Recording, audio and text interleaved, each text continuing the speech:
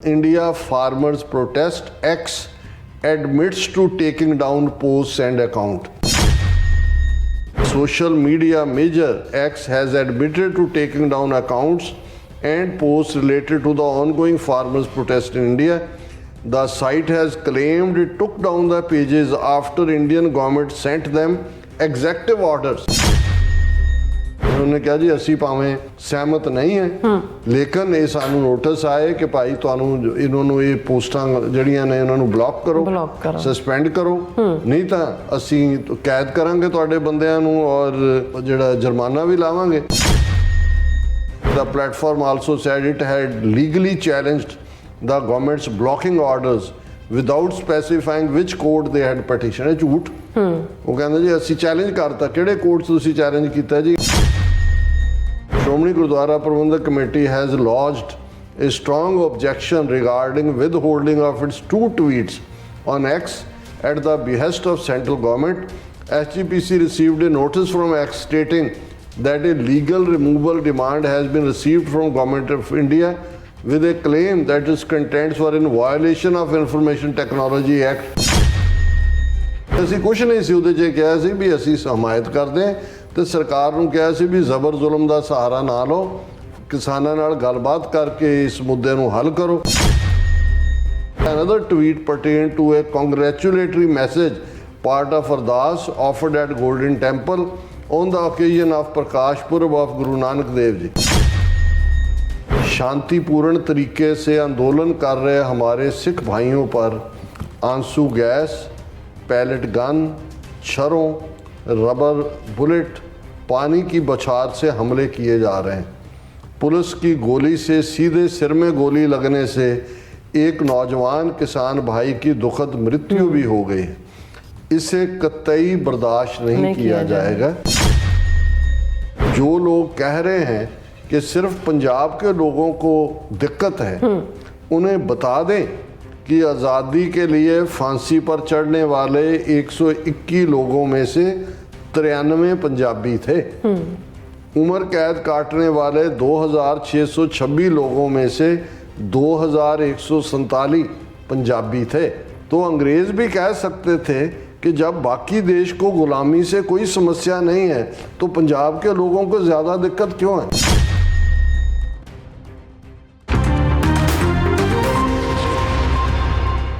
ਦਰਸ਼ਕੋ break ਤੋਂ ਬਾਅਦ ਤੁਹਾਡਾ ਸਭ ਦਾ ਭਰਪੂਰ ਸਵਾਗਤ ਹੈ. ਸੋ ਵੀਅਰਸ ਗੱਲਬਾਤ ਕਰਨ ਜਾ ਰਹੇ ਹਾਂ ਕਿ ਟਵਿੱਟਰ ਜਿਸ ਨੂੰ ਹੁਣ ਐਕਸ ਕਿਹਾ ਜਾਂਦਾ ਹੈ ਵੱਲੋਂ ਕਿਹਾ ਗਿਆ ਹੈ ਕਿ ਅਸੀਂ ਜਿਹੜੇ ਭਾਰਤ ਸਰਕਾਰ ਦੇ ਦਬਾਅ ਹੇਠ ਕਿਸਾਨ ਮੋਰਚੇ ਨਾਲ ਸੰਬੰਧਿਤ ਬਹੁਤ ਸਾਰੇ ਜਿਹੜੇ ਟਵੀਟ ਨੇ ਉਹ ਬਲੌਕ ਕੀਤੇ ਨੇ ਔਰ ਇਹ ਹਾਲ ਹੀ ਵਿੱਚ ਭਾਰਤ ਵਿੱਚ ਵਿਚਾਰਾਂ ਦੀ ਆਜ਼ਾਦੀ ਦੇ ਪ੍ਰਗਟਾਵੇ ਦਾ ਹੈ ਜਿਹੜਾ ਇਹ ਸਿਚੁਏਸ਼ਨ ਬਣੀ ਹੋਈ ਹੈ ਜਾਂ ਹਾਲ ਹੈ.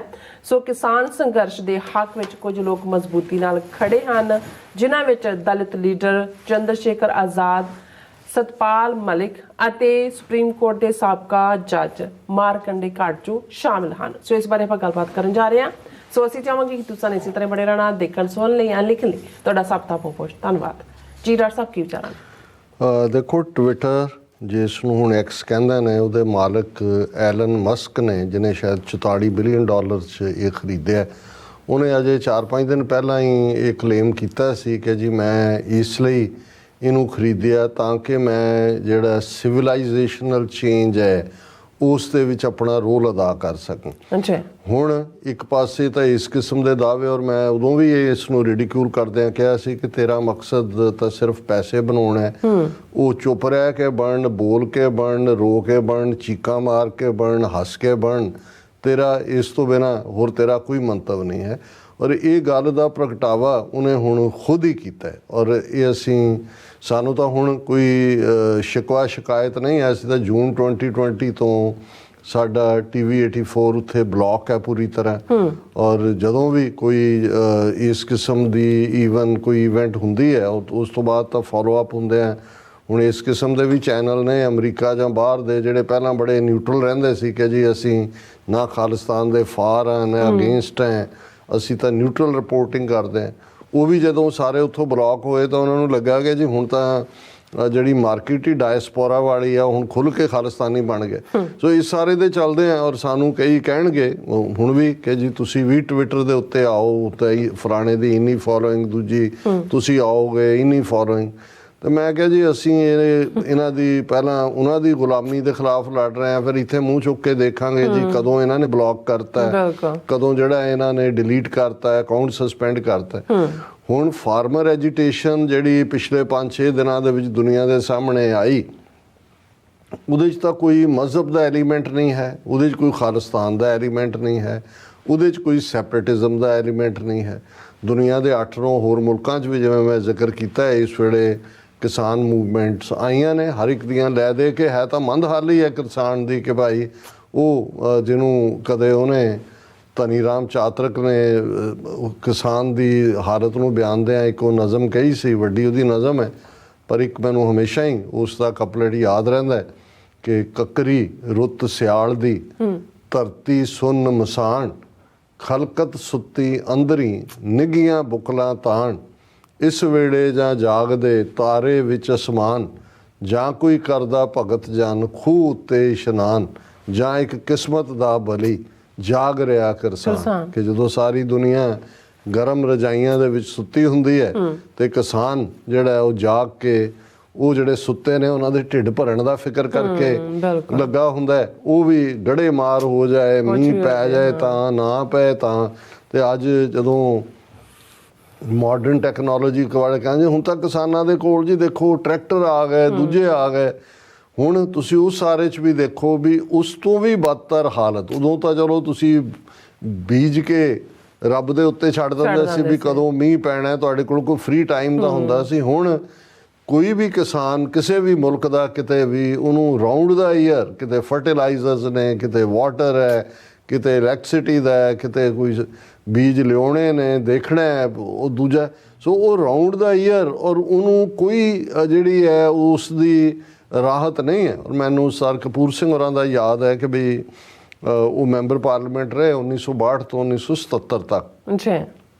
1962 ਤੋਂ 1977 ਨਹੀਂ ਜੀ, ਸ਼ਾਇਦ 1957 ਤੋਂ 1962 ਚਾਈਨਾ ਵਾਰ ਦੇ ਵੇਲੇ ਉਹ ਮੈਂਬਰ ਪਾਰਲੀਮੈਂਟ ਸੀਗੇ, ਉਹਨਾਂ ਨੇ ਨਹਿਰੂ ਨੂੰ ਚੰਗਾ ਠਿੱਠ ਕੀਤਾ ਸੀ। 62 'ਚ ਸੀ ਔਰ ਸ਼ਾਇਦ 57 'ਚੋਂ ਬਣੇ ਸੀ ਔਰ 63 ਦੀ ਬਿਗਨਿੰਗ 'ਚ ਹੀ ਉਹਨਾਂ ਦੀ ਟਰਮ ਮੁੱਕੀ ਹੋਏਗੀ।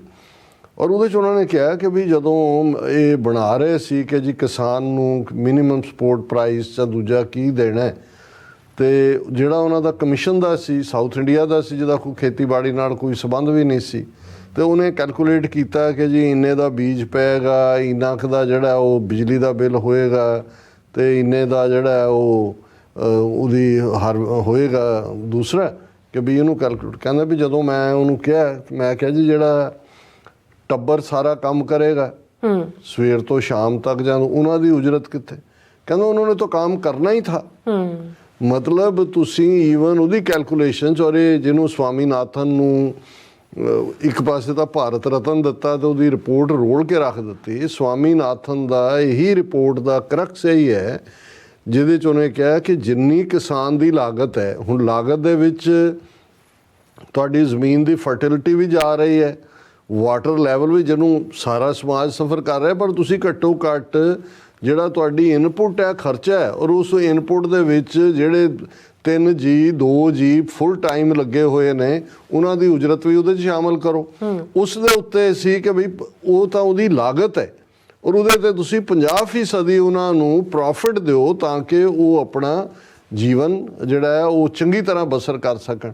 ਔਰ ਲੇਕਿਨ ਐਟੀਟਿਊਡ ਤਾਂ ਇਹ ਸੀ ਕਿ ਕੰਮ ਤਾਂ ਉਹਨਾਂ ਨੇ ਕਰਨਾ ਹੀ ਥਾ। ਇਹਦਾ ਮਤਲਬ ਇਹ ਹੈ ਵੀ ਉਹ ਨਹੀਂ ਹੈ ਉਹਨੂੰ ਤਾਂ ਇੰਨੇ ਕੁ ਤਾਂ ਹੀ ਰੱਖੋ। ਔਰ ਇਹੀ ਹਾਲਾਂ ਇਹਨਾਂ ਮੁਲਕਾਂ 'ਚ ਜੇ ਸਬਸਿਡੀਆਂ ਨਾ ਹੋਣ, ਇੱਥੇ ਵੀ ਬੜੀ ਸਟਰੋਂਗ ਫਾਰਮਰ ਲੌਬੀ ਹੈ, ਇੰਸ਼ੋਰੈਂਸ ਦੀਆਂ ਸਕੀਮਾਂ ਨੇ, ਦੂਸਰੀਆਂ ਨੇ, ਹਾਲਾਂ ਫਿਰ ਵੀ ਜਿਹੜਾ ਛੋਟਾ ਫਾਰਮਰ ਇੱਥੇ ਸਰਵਾਈਵ ਨਹੀਂ ਕਰਦਾ। ਇਸੇ ਲਈ ਵੱਡੇ ਵੱਡੇ ਨੇ ਦੂਜੇ, ਔਰ ਉਹਦੇ 'ਚ ਵੀ ਕਈ ਵਾਰ ਕ੍ਰਾਈਸਿਸ ਹੁੰਦਾ ਹੈ ਲੈ ਦੇ ਕੇ। ਔਰ ਇਹ ਜਿਹੜੇ ਯੂਰਪ ਦੇ ਮੁਲਕ ਨੇ ਜਾਂ ਜਿੱਥੇ ਕਿ ਹੁਣ ਇਹ ਵਰਲਡ ਟ੍ਰੇਡ ਆਰਗੇਨਾਈਜੇਸ਼ਨ ਦੇ ਥੱਲੇ ਵੱਡੀਆਂ ਮੰਡੀਆਂ, ਵੱਡੇ ਦਲਾਲ, ਵੱਡੇ ਲੋਕ ਆ ਗਏ, ਇਹਨਾਂ ਸਾਰਿਆਂ ਨੇ ਉਹ ਕੰਟਰੋਲ ਕੀਤਾ ਹੋਇਆ ਹੈ। ਔਰ ਇਸ ਦੇ ਉੱਤੇ ਹੁਣ ਟਰੈਕਟਰ ਲੈ ਕੇ ਹੀ ਸੜਕਾਂ ਦੇ ਉੱਤੇ ਨਿਕਲੇ ਨੇ ਫਾਰਮਰ ਵੀ ਯੂਰਪ ਦੇ।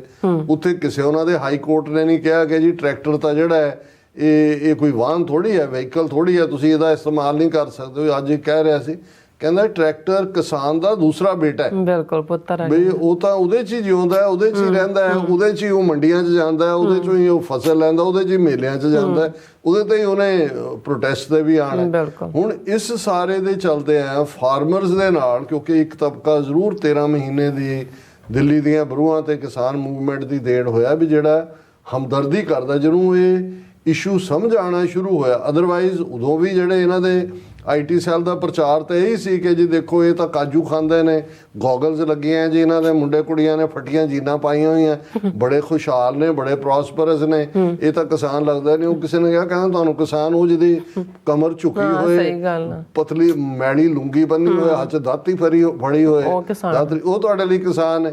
ਹੁਣ ਇਸ ਸਾਰੇ ਦੇ ਚੱਲਦੇ ਆ ਕਿਉਂਕਿ ਇਹ ਜੋ ਜਿਵੇਂ ਸਰਕਾਰ ਪੋਰਟਰੇ ਕਰ ਰਹੀ ਹੈ, ਉਹ ਸਿੱਖਾਂ ਨੂੰ ਹੀ ਟਾਰਗੇਟ ਕਰ ਰਹੀ ਹੈ, ਪੰਜਾਬ ਨੂੰ ਹੀ ਉਸ ਪਾਸੇ ਧੱਕ ਰਹੀ ਹੈ ਜਿਹਦੇ 'ਚ ਉਹਨਾਂ ਨੇ ਪਾਰਲੀਮੈਂਟ ਦੀ ਅਗਲੀ ਵਿਕਟਰੀ ਕੱਢਣੀ ਹੈ। ਤੇ ਉਹਨਾਂ ਨੂੰ ਇਹ ਲੱਗਦਾ ਵੀ ਹੁਣ ਟਵਿੱਟਰ ਇਹਦੇ 'ਚ ਕੋਈ ਸ਼ੱਕ ਨਹੀਂ, ਜਿਹਨੂੰ ਐਕਸ ਕਹਿੰਦੇ ਨੇ, ਹੁਣ ਇਹ ਇੱਕ ਮੈਸੇਜ ਦੇਣ ਦਾ ਸਾਧਨ ਹੈ। ਔਰ ਇਹੀ ਐਲਨ ਮਸਕ ਜਿਹੜਾ ਸਿਵਲਾਈਜੇਸ਼ਨਲ ਚੇਂਜ ਦੀ ਗੱਲ ਕਰਦਾ ਹੈ, ਅੱਜ ਉਹਨਾਂ ਦੇ ਆਪਣੇ ਟਵਿੱਟਰ ਹੈਂਡਲ ਤੇ, ਔਰ ਇਹ ਸਟੋਰੀ ਗਲੋਬਲ ਹੈ। ਤਨਮਨਜੀਤ ਸਿੰਘ ਢੇਸੀ ਨੇ ਪਾਰਲੀਮੈਂਟ 'ਚ ਵੀ ਇਸ ਤੇ ਸਵਾਲ ਪੁੱਛਿਆ। BBC ਇੰਗਲਿਸ਼ ਨਿਊਜ਼ ਦੀ ਉਹਨਾਂ ਦੀ ਹੈਡਲਾਈਨ ਹੈ, India farmers protest, X admits to taking down posts and account. ਇਹ ਐਕਸ ਨੇ ਆਪਣੇ ਹੈਂਡਲ ਤੇ ਕਿਹਾ ਕਿ ਵੀ social media major X has admitted to taking down accounts and post related to the ongoing farmers protest in India. The site has claimed it took down the pages after Indian government sent them executive orders. कि भारत सरकार ने सरकारी हुक्म भेजे। The order were subject to potential penalties including imprisonment.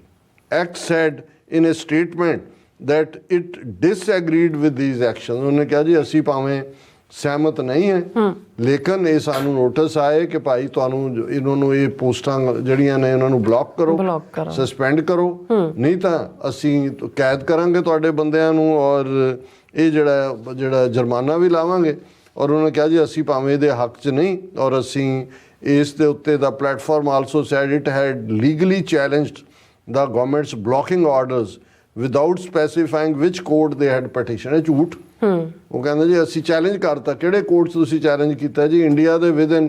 ਹਾਲਾਂ ਉਹਨਾਂ ਨੇ ਕਿਹਾ ਕਿ ਜੀ ਸਾਡੀ ਉਹ ਪੋਸਟਾਂ ਜਿਹੜੀਆਂ ਉਹਨਾਂ ਪਾਈਆਂ ਨੇ ਇੰਡੀਆ 'ਚ ਨਹੀਂ ਦੇਖੀਆਂ ਜਾਣਗੀਆਂ, ਬਾਹਰ ਦੇਖੀਆਂ ਜਾਣਗੀਆਂ। ਹੁਣ ਮਨਦੀਪ ਪੁਨੀਆ ਨੇ ਕਿਹਾ ਜੀ ਸਾਡਾ, ਔਰ ਜਿਹੜੇ ਯੂਟਿਊਬਰ ਇੱਕ ਤਾਂ ਨੇ ਪ੍ਰੋਮੀਨੈਂਟ ਲੋਕ ਜਿਨ੍ਹਾਂ ਦੀਆਂ ਪੋਸਟਾਂ ਤੁਸੀਂ ਬਲੌਕ ਕੀਤੀਆਂ ਨੇ, ਆਮ ਵਿਚਾਰੇ ਜਿਹੜੇ ਹੁਣ ਕਿਉਂਕਿ ਇਹਦੇ ਤੇ ਤੁਹਾਡੀਆਂ ਕਿੰਨੀਆਂ ਲਾਈਕਸ ਹੋਈਆਂ, ਕਿੰਨੇ ਵਿਊਅਰਸ ਨੇ, ਉਹਦੇ ਥੱਲੇ ਤੁਹਾਡੇ ਪ੍ਰੋਗਰਾਮਾਂ 'ਚੋਂ ਐਡਾਂ ਪਾਉਂਦੇ ਨੇ YouTube ਵਾਲੇ ਜਾਂ ਦੂਜੇ, ਤੇ ਤੁਹਾਡੀ ਰੋਟੀ ਰੋਜ਼ੀ ਵੀ ਉਹਦੇ ਤੋਂ ਕਿੰਨੇ ਸਾਰੇ ਉਹ ਨੇ ਜਿਹੜੇ ਇਹ 'ਚੋਂ ਨਿਕਲੇ ਪਿਛਲੀ ਕਿਸਾਨ ਮੂਵਮੈਂਟ 'ਚੋਂ, ਉਹਨਾਂ ਨੂੰ ਵੀ ਬਲੌਕ ਕੀਤਾ ਹੋਇਆ। ਔਰ ਇਹ ਪੂਰੀ ਸਟੋਰੀ ਜਿਹੜੀ ਹੈ ਇਹ ਹੁਣ ਜਿਹਨਾਂ ਨੂੰ ਬਲੌਕ ਕੀਤਾ ਉਹਨਾਂ 'ਚ ਬਹੁਤ ਸੈਂਕੜਿਆਂ ਨਹੀਂ ਹਜ਼ਾਰਾਂ ਦੀ ਗਿਣਤੀ 'ਚ ਅਕਾਊਂਟ ਨੇ। ਇੰਡੀਅਨ ਗਵਰਨਮੈਂਟ ਮਾਰਕ ਕਰਦੀ ਹੈ ਵੀ ਆਹ ਬੰਦ ਕਰ ਦਿਓ, ਆਹ ਬੰਦ। ਈਵਨ SGPC ਜਿਨ੍ਹਾਂ ਨੇ ਗੁਰਪੁਰਬ ਦੀਆਂ ਵਧਾਈਆਂ ਦਾ ਟਵੀਟ ਪਾਏ ਉਹਨੂੰ ਵੀ ਬਲੌਕ ਕਰਤਾ, ਕਿਉਂਕਿ ਉਹਦੇ 'ਚ ਉਹਨਾਂ ਨੇ ਫਾਰਮਰ ਐਜੀਟੇਸ਼ਨ ਔਰ ਭਾਈ ਅੰਮ੍ਰਿਤਪਾਲ ਸਿੰਘ ਦੇ ਕੇਸ ਦੀ ਹਮਾਇਤ ਕੀਤੀ ਸੀ। ਇਸ ਦੇ ਉੱਤੇ ਈਵਨ ਸ਼੍ਰੋਮਣੀ ਕਮੇਟੀ ਦਾ ਜਿਹੜਾ ਵੀ ਪ੍ਰੈਸ ਨੋਟ ਆਇਆ, Shiromani Gurdwara Prabandhak Committee has lodged a strong objection regarding withholding of its 2 tweets on X at the behest of central government. SGPC received a notice from X stating that a legal removal demand has been received from Government of India with a claim that its contents were in violation of Information Technology Act 2000 ਕਿ ਜੀ ਤੁਸੀਂ IT Act 2000 ਨੂੰ violet ਕੀਤਾ। ਉਹਨਾਂ ਨੇ ਕਿਹਾ ਜੀ in one of the tweets SGPC had shown solidarity with the protesting farmers and had urged the government to resolve their issue instead of using force against them. ਕਿ ਅਸੀਂ ਕੁਛ ਨਹੀਂ ਸੀ ਉਹਦੇ 'ਚ ਕਿਹਾ ਸੀ ਵੀ ਅਸੀਂ ਹਮਾਇਤ ਕਰਦੇ ਹਾਂ, ਤੇ ਸਰਕਾਰ ਨੂੰ ਕਿਹਾ ਸੀ ਵੀ ਜ਼ਬਰ ਜ਼ੁਲਮ ਦਾ ਸਹਾਰਾ ਨਾ ਲਓ, ਕਿਸਾਨਾਂ ਨਾਲ ਗੱਲਬਾਤ ਕਰਕੇ ਇਸ ਮੁੱਦੇ ਨੂੰ ਹੱਲ ਕਰੋ। ਔਰ ਦੂਸਰਾ ਜਿਹੜਾ ਸੀ ਉਹਨਾਂ ਨੇ ਕਿਹਾ another tweet pertained to a congratulatory message part of ਅਰਦਾਸ offered at Golden Temple on the occasion of Prakash Purab of Guru Nanak Dev Ji. ਉਹਨਾਂ ਨੇ ਕਿਹਾ ਜੀ ਆ ਜਿਹੜਾ ਸਾਡਾ ਸੀ ਦੂਸਰਾ ਟਵੀਟ ਉਹਨੂੰ ਵੀ ਉਹਨਾਂ ਨੇ ਕੀਤਾ ਔਰ ਇਹ ਹਾਈਲੀ ਕੰਡੈਮਨੇਬਲ ਹੈ ਔਰ ਇਹ ਲੇਕਿਨ ਅਸੀਂ ਇਹ ਸਮਝਦੇ ਹਾਂ ਵੀ ਕੁਝ ਜਿਹੜੀਆਂ ਹਮਾਇਤ ਵਾਲੀਆਂ ਗੱਲਾਂ ਨੇ ਉਹ ਵੀ ਸਾਨੂੰ ਜ਼ਰੂਰ ਕਰਨੀਆਂ ਚਾਹੀਦੀਆਂ। ਚੰਦਰ ਸ਼ੇਖਰ ਆਜ਼ਾਦ ਇਸ ਵੇਲੇ ਦਲਿਤ ਭਾਈਚਾਰੇ ਚੋਂ ਇੱਕ ਉਭਰਦਾ ਹੋਇਆ ਇਮਾਨਦਾਰ ਧੜੱਲੇਦਾਰ ਲੀਡਰ ਹੈ। ਇਹ ਠੀਕ ਹੈ ਕਿ ਕਾਂਸ਼ੀ ਰਾਮ ਨੇ ਸ਼ੁਰੂਆਤ ਕੀਤੀ ਬਹੁਜਨ ਸਮਾਜ ਪਾਰਟੀ ਦੀ, ਪਰ ਜਿਵੇਂ ਉਸ ਸਾਰੇ ਜਿਹਦੇ 'ਚ ਕਾਂਸ਼ੀ ਰਾਮ ਦਾ ਸਪਸ਼ਟ ਕਹਿਣਾ ਸੀ ਕਿ ਬ੍ਰਾਹਮਣਵਾਦ ਹੀ ਸਭ ਪੁਆੜੇ ਦੀ ਜੜ, ਜੀ, ਤੇ ਜਿਵੇਂ ਮਾਇਆਵਤੀ ਨੇ ਉਸ ਕਿਸ਼ਤੀ ਨੂੰ ਡੋਬਿਆ ਬਹੁਜਨ ਸਮਾਜ ਪਾਰਟੀ ਦੀ ਜਾਂ ਕਾਂਸ਼ੀ ਰਾਮ ਦੀ ਉਸ ਸੋਚ ਦੀ, ਉਹ ਸਭ ਦੇ ਸਾਹਮਣੇ ਹੈ। ਉਹ ਕਰਪਟ ਬੀਬੀ ਜਿਹਨੇ ਬੀਜੇਪੀ ਦੇ ਥੱਲੇ ਜਿਹੜਾ ਉਹ ਸਾਰਾ ਕੁਝ ਹੀ ਕੁਰਬਾਨ ਕਰਤਾ ਹੈ, ਆਪਣਾ ਭਣੇਵੇਂ ਕਿ ਭਤੀਜੇ ਨੂੰ ਅੱਗੇ ਲਿਆਂਦਾ। ਲੇਕਿਨ ਚੰਦਰ ਸ਼ੇਖਰ ਆਜ਼ਾਦ ਉਸ ਭਾਈਚਾਰੇ ਚੋਂ ਨਿਕਲ ਕੇ ਫਿਊਚਰ ਦੀ ਆਵਾਜ਼ ਹੈ, ਧੜੱਲੇਦਾਰ ਹੈ, ਪਹੁੰਚ ਜਾਂਦਾ ਹਰ ਥਾਂ ਤੇ। ਪਿਛਲੇ ਕਿਸਾਨ ਮੋਰਚੇ ਵੇਲੇ ਵੀ ਸੀ, ਉਹਦੀ ਟਵੀਟ ਜਿਹੜੀ ਹੈ ਸਾਨੂੰ ਜਿਹੜੀ ਹੈ ਉਹ ਫਾਰਵਰਡ ਕੀਤੀ ਹੈ ਉੱਥੋਂ ਹੀ ਜਾਟ ਕਿਸਾਨ ਲੀਡਰਾਂ ਨੇ। ਚੰਦਰ ਸ਼ੇਖਰ ਆਜ਼ਾਦ ਨੇ ਹਿੰਦੀ ਦੇ ਵਿੱਚ ट्वीट किया है, सिख कौम ने देश के लिए बहुत कुर्बानियां दी हैं, सेवा भाव में विश्व में सिखों का नाम है, किसान आंदोलन में सिखों को बदनाम किया जा रहा है, उन्हें खालिस्तानी और देशद्रोही कहा जा रहा है। शांतिपूर्ण तरीके से आंदोलन कर रहे हमारे सिख भाइयों पर आंसू गैस, पैलेट गन, छरों, रबर बुलेट, पानी की बौछार से हमले किए जा रहे हैं। पुलिस की गोली से सीधे सिर में गोली लगने से एक नौजवान किसान भाई की दुखद मृत्यु भी हो गई है। इसे कतई बर्दाश्त नहीं किया जाएगा। सिख भाइयों को अकेला मत समझना, हम अपने सिख भाइयों के साथ मजबूती से खड़े हैं। वाहिगुरु जी का खालसा, वाहिगुरु जी की फतेह। ये बड़ा स्ट्रॉन्ग ट्वीट है और मैं समझदा भी अल्टीमेट जी ब्राह्मणवाद के खिलाफ लड़ाई है, ये सानू किसान, मजदूर, दलित, शेड्यूल कास्ट, लूट राई, बैकवर्ड क्लास, OBC जिन्हों कोई भी नहीं टाइटल आया है, वो भी जेडे दबे कुचले ने, और एक छोटा जिहा वर्ग जिन्हें कब्जा किया है। और जदों ये फिर बदनाम करते हैं, फिर कहेंगे जी ये तो 2% ने और फलाने। इस दे उत्ते मारकंडे काटजू ने ट्वीट किया है, जो लोग कह रहे हैं कि सिर्फ पंजाब के लोगों को दिक्कत है, उन्हें बता दें कि आज़ादी के लिए फांसी पर चढ़ने वाले 121 लोगों में से 93 पंजाबी थे। उम्र कैद काटने वाले 2626 लोगों में से 2147 पंजाबी थे। तो अंग्रेज़ भी कह सकते थे कि जब बाकी देश को गुलामी से कोई समस्या नहीं है तो पंजाब के लोगों को ज़्यादा दिक्कत क्यों है। उन्होंने कहा जी हाँ तुसी 2626 चो 2147 काले पानी बैठे ने कैदा उम्र कैद कट रहे ने, 121 चो ਜਿਹੜੇ 93 सिख फांसियां ਤੇ ਚੜ ਜਾਂਦੇ ਨੇ। अंग्रेज भी कह सकते सी भी तो ਇਹਨਾਂ ਤੁਹਾਨੂੰ ਕਾਹਦੀ ਦਿੱਕਤ ਹੈ। ਬਾਕੀ ਤਾਂ ਸਾਰਿਆਂ ਨੇ 200 ਸਾਲ ਤੋਂ ਇਹਨੂੰ ਜਿਹੜਾ ਉਹ ਮਾਤਾ ਦਾ ਪ੍ਰਸ਼ਾਦ ਸਮਝ ਕੇ ਖਾ ਰਹੇ ਨੇ ਕਿ ਵੀ ਦਿੱਲੀਸ਼ਵਰ ਹੋ, ਈਸ਼ਵਰ ਹੋ, ਦਿੱਲੀ ਦਾ ਬਾਦਸ਼ਾਹ ਹੀ ਰੱਬ ਹੈ। ਔਰ ਇਸੇ ਤਰ੍ਹਾਂ ਅਸੀਂ ਅੱਜ ਜਦੋਂ ਸਤਪਾਲ ਮਲਿਕ ਜਿਹੜਾ ਗਵਰਨਰ ਰਿਹਾ ਜੰਮੂ ਕਸ਼ਮੀਰ ਦਾ, ਹਾਲਾਂ ਅਸੀਂ ਉਸ ਪਾਰਟ ਨੂੰ ਤਾਂ ਸਪੋਰਟ ਨਹੀਂ ਕਰਦੇ ਜਿੱਥੇ ਕਿ ਉਹਨੇ ਆਰਟੀਕਲ 370 ਉੱਥੋਂ ਖਤਮ ਕਰਨ ਨੂੰ ਜਾਇਜ਼ ਠਹਿਰਾਇਆ, ਪਰ ਇਹਦੇ 'ਚ ਕੋਈ ਸ਼ੱਕ ਨਹੀਂ ਹੈ ਕਿ ਪਿਛਲੀ ਕਿਸਾਨ ਮੂਵਮੈਂਟ ਦੇ ਵੇਲੇ ਵੀ ਉਸਨੇ ਖੁੱਲ੍ਹ ਕੇ, ਉਦੋਂ ਮੇਘਾਲਿਆ ਦਾ ਗਵਰਨਰ ਸੀ, ਇਹ ਕਿਹਾ ਸੀ ਕਿ ਜੀ ਮੈਂ ਮੋਦੀ ਨੂੰ ਔਰ ਇਹਨਾਂ ਨੂੰ ਕਿਹਾ कि भाई सिखों से पंगा मत लो, इन्होंने किसी को छोड़ा नहीं है जो इनके पीछे खाम खा इनको तंग करता है।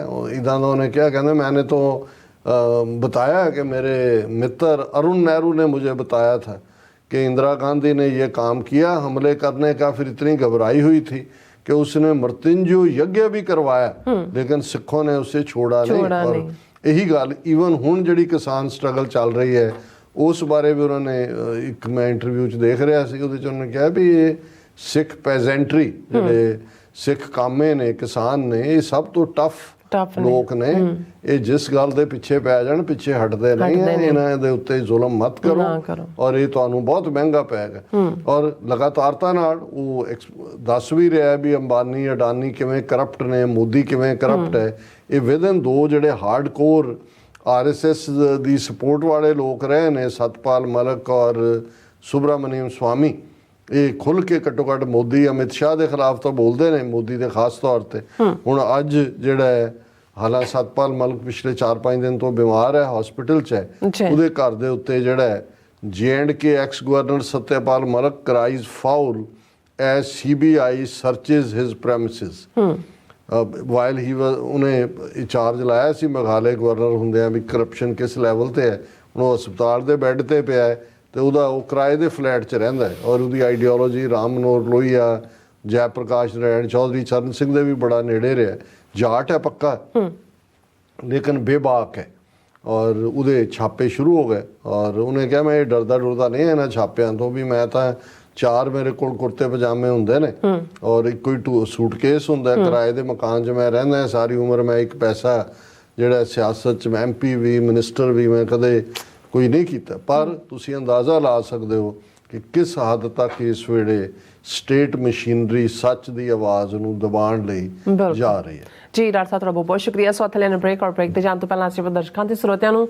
ਅਪੀਲ ਤੇ ਬੇਨਤੀ ਕਰਦੀ ਵਿਊਅਰਸ ਜਿਸ ਤਰ੍ਹਾਂ ਕਿ ਤੁਸੀਂ ਜਾਣਦੇ ਹੋ ਕਿ TV84 ਹੱਕ ਸੱਚ ਇਨਸਾਫ ਦੀ ਆਵਾਜ਼ ਬੁਲੰਦ ਕਰ ਰਿਹਾ ਹੈ ਇਹ ਆਵਾਜ਼ ਤੁਹਾਡੇ ਪਿਆਰ ਸਦਕਾ ਤੁਹਾਡੇ ਵਿਸ਼ਵਾਸ ਸਦਕਾ ਤੁਹਾਡੇ ਡੋਨੇਸ਼ਨ ਸਦਕਾ ਹੀ ਹੋ ਸਕਦੀ ਹੈ ਸੋ ਅਸੀਂ ਚਾਹਾਂਗੇ ਕਿ ਤੁਸੀਂ TV84 ਦੀ ਚੜ੍ਹਦੀ ਕਲਾ ਲਈ ਵੱਧ ਤੋਂ ਵੱਧ ਡੋਨੇਟ ਕਰੋ ਡੋਨੇਟ ਕਰਨ ਲਈ ਸਾਡੀ ਵੈਬਸਾਈਟ TV84.tv ਤੇ ਜਾ ਕੇ ਪੇਪਲ ਦੀ ਵਰਤੋਂ ਕਰਕੇ ਵਨ ਟਾਈਮ ਡੋਨੇਟ ਕਰ ਸਕਦੇ ਹੋ ਮੰਥਲੀ ਡੋਨੇਟ ਵੀ ਕਰ ਸਕਦੇ ਹੋ ਤੁਸੀਂ TV84 ਦੇ ਨਾਮ ਤੇ ਚੈੱਕ ਬਣਾ ਕੇ ਸਾਨੂੰ ਮੇਲ ਵੀ ਕਰ ਸਕਦੇ ਹੋ ਸਾਡੇ ਇਸ ਪਤੇ ਤੇ 36-01 37th Avenue Longland City New York 11101 USA ਜਾਂ ਫਿਰ ਤੁਸੀਂ ਸਾਨੂੰ ਫੋਨ ਰਾਹੀਂ ਸੰਪਰਕ ਕਰ ਸਕਦੇ ਹੋ 5166191984 ਤੁਸੀਂ ਸਾਨੂੰ ਈਮੇਲ ਵੀ ਕਰ ਸਕਦੇ ਹੋ info@tv84.tv ਤੇ ਅਸੀਂ ਤੁਹਾਡੇ ਤਹਿ ਦਿਲ ਤੋਂ ਸ਼ੁਕਰਗੁਜ਼ਾਰ ਹੋਵਾਂਗੇ ਸੋ ਇੱਥੇ ਲੈਣੇ ਬ੍ਰੇਕ ਵਿਊਅਰਸ ਤੁਸੀਂ ਇਸੇ ਤਰ੍ਹਾਂ ਬਣੇ ਰਹਿਣਾ ਮਿਲਦੇ ਹਾਂ ਆਫਟਰ ਦਿਸ ਸ਼ਾਰਟ ਬ੍ਰੇਕ